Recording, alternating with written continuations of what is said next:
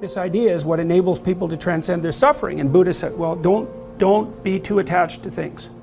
And what does that mean? It doesn't mean deny the world. It might mean deny the world if you're too in love with the material, like with material well-being, let's say, then your pathway to transcendence and meaning might be to abandon that because it's constraining you. It's making you less than you could be. But the fundamental lesson, the more fundamental lesson that's underneath that is don't let what you are stop you from being what you could be. Right. And so then the question is, well, what do you identify with? Do you identify with what you are? Then you're a tyrant. Do you identify with chaos? Because that's the opposite of order, say. Then you're nihilistic. Well, you don't identify with either of those. You know that they're both necessary. You know that you have to live with both of them, but you identify with the capacity to continually transcend what you are. And then you seek out error. That's what humility is. It's like, I'm error-ridden. It's like, so I want to put myself in a situation where I can discover one of my errors, hopefully not in a way that's going to knock me completely out of the game, right? I want to seek out a challenge. I want to find out where my limits are. I want to find out where there's not enough of me yet. And I want to do that in a way that's engaging because, you can wear yourself out fighting dragons, obviously. You can exhaust yourself completely, and that's not helpful. One of the things I learned, for example, when I was coaching lawyers, these were people who had very high-end careers, and so they had an infinite workload. No matter how much they worked, flat out, there was always way more work that they should do. It's a very difficult thing to learn to manage. And so they were exhausting themselves, and I said, well, you have to work less per day. It's like, well, no, that's not happening. I can't do that. And so what I learned over time was, okay, so this is what you have to do. Every 3 months you have to block off 4 days and go have a vacation. And you have to plan that in advance so it's in your calendar so that your secretary doesn't book your time. And then you need that because you have to recuperate enough so that you can work as hard as you're going to work. And of course they were nervous about that. And I said, well, look, we can calibrate this. Let's keep track of your billable hours over the next year and see if they increase or decrease. Because I bet you if you take more time off, you'll actually have more billable hours. You'll actually have your cake and eat it too. You'll get to have a vacation and you'll be more productive. And that inevitably, that was what happened. And so that's a matter of calibrating the game properly, right? You want to play a game that you can play today, but also one that you can play next week and next month. We're not talking about, your career this week. We're talking about you having a career that lasts 30 years, that doesn't kill you, that doesn't make you hate yourself or the job, that doesn't make you bitter, that doesn't wear you to a frazzle. So it has to be optimized. And so I think that you can, in fact, decide to take on the load that's optimally meaningful if you want, and then you get to have your cake and eat it too. You're on the pathway to continual incremental improvement. You only have to burn off a feather at a time instead of having the whole bloody thing burst into flames. But it's a constant source of renewal. And there's an idea that to be renewed, you have to drink the water of life, right? That's an old mythological idea.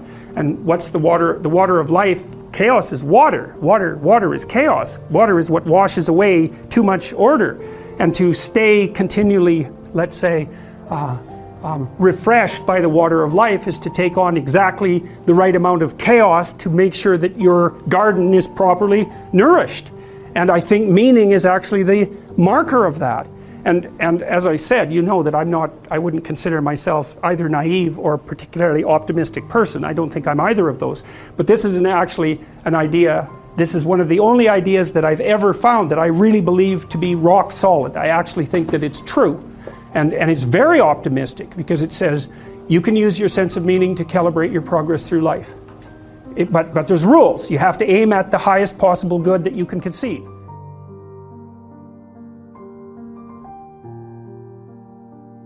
Don't sacrifice who you could be for who you are, which means if you have to choose to transform in a positive direction or maintain your current position, then it's better to transform in a positive direction. So you might even think of that as the core of your being. That's a Piagetian idea. It's a Jungian idea as well. Who are you? You're the thing that transforms who you are. Now you're also who you are, but on top of that, you're the thing that transforms who you are. And I do think that that's not an arbitrary statement.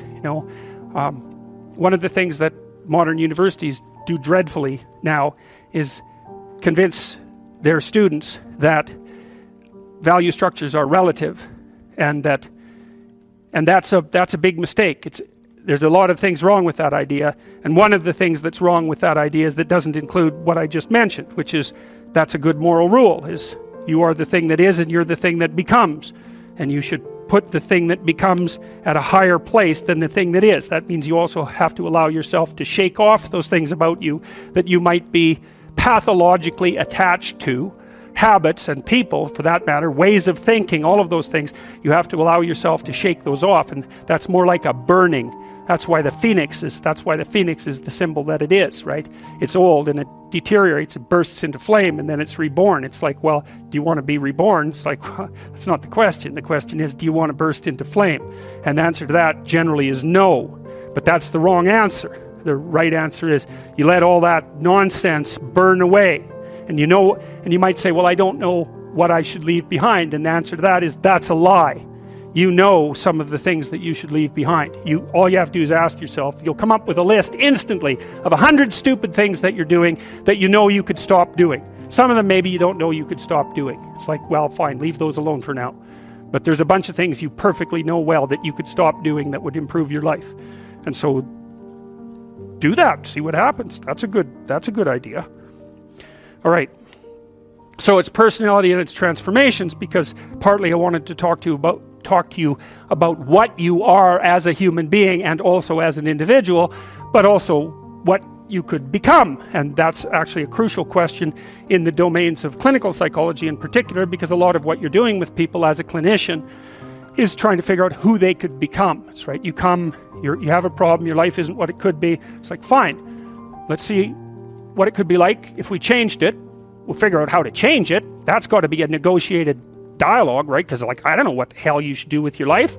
I can help you figure it out, maybe. We can talk about it, but you are the person who has to decide if the things that you're aiming for, get you out of bed in the morning, because that's at least one of the crucial issues. So you got to specify the goal. And then you got to specify the transformation processes and start practicing them. And you have to understand that you're going to be bad at it, but it doesn't matter, because bad's fine. Persistent is what you need to be. If you persist, with tiny improvements, if you persist, you win. So you start by aiming at the star you can see rather than the dimmer one that you can't yet perceive. And then you decide that you're going to do that honestly, right? That's a big decision. So the first decision, I think, in some sense, is a decision of love. You're going to decide that being is worthwhile and that you're going to work for its betterment. And that's a decision that's based on love. And the second decision is based on truth. Having made that decision, you're going to play a straight game. Having made those two decisions, I think that you can allow your sense of meaning to calibrate your pathway. And then what's so interesting is that you hit a state that's as close to paradisal as you're going to hit right away, because being engaged like that, it's better to be engaged in the solution of a complex problem than not to have a problem at all. And that's no different than saying it's better for there to be being than non-being, because being is a problem. And so if you want to have no problems, then you have no being. And you could say, well, being is so miserable that maybe that's the route we should take. And fair enough, but maybe you can have your cake and eat it too. You can have the damn problem. It can be a problem worth solving, and you can be so engaged in solving the problem that it justifies the fact that the problem exists. And then you get to have the problem and the solution at the same time, and maybe that's better than not having the problem at all. And I believe that, because one of the things I have seen, and I've seen this being so interesting when I've been lecturing to people, especially more recently, and this is also manifested itself on YouTube. I'm talking to people a lot about responsibility, and it's young men in particular that seem to be responding to that. And I think that's partly because I think that young women, in some sense, have their responsibility map already laid out for them. It's also less voluntary in some sense for women, because they have more complicated problems to solve in the first part of their life, right? Because they have to get the family problem solved. But whatever. I've been talking in a very delineated manner about responsibility, which is a strange thing to sell to people, but responsibility is what gives your life meaning. And so then you might say, well, then take on ultimate responsibility. And what happens? you have an ultimately meaningful life. And then you might say, well, if your life is ultimately meaningful, doesn't matter if it's punctuated by tragedy or even predicated on tragedy. It's worth it.